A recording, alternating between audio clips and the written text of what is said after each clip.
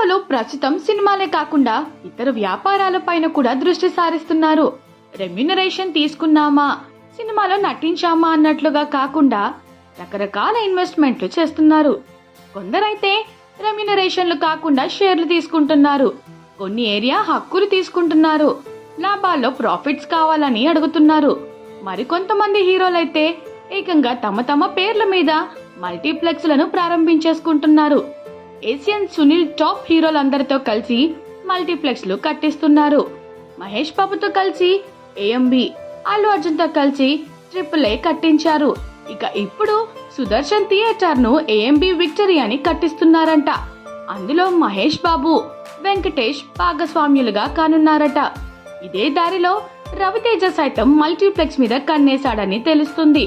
Uppal side ఈ multiplex ను నిర్మిస్తున్నట్లుగా తెలుస్తోంది. ఏఆర్టీ పేరుతో ఈ మల్టీప్లెక్స్ రాబోతోందట. ఈ మల్టీప్లెక్స్ పూజా కార్యక్రమాలు ఆదివారం జరిగినట్టుగా సమాచారం. ఇక రవితేజ చివరిగా ఈగల్ సినిమాతో వచ్చాడు. అంతకుముందు టైగర్ నాగేశ్వరరావు అని పర్వాలేదనిపించాడు. దానికంటే ముందు ధమాకా అంటూ హిట్ కొట్టాడు. ఒక హిట్ 2-3 ఫ్లాప్లు అన్నట్టుగా రవితేజ కెరీర్ సాగుతోంది. ఈగల్ మూవీకి మంచి పేరైతే వచ్చింది, కానీ అంతగా కలెక్షన్లు రాలేదని తెలుస్తోంది. ఈగల్ కమర్షియల్ గా అంత వర్కౌట్ కాలేదని ట్రేడ్ వర్గాలు చెబుతుంటాయి. అయితే ఈగల్ సీక్వెల్ కూడా రానున్న సంగతి తెలిసిందే. కానీ ఆ ప్రాజెక్ట్ డీటెయిల్స్ మాత్రం ఇంకా ప్రకటించలేదు. ప్రస్తుతం రవితేజ మిస్టర్ బచ్చన్ అంటూ హరీష్ శంకర్ దర్శకత్వంలో చేస్తున్నాడు.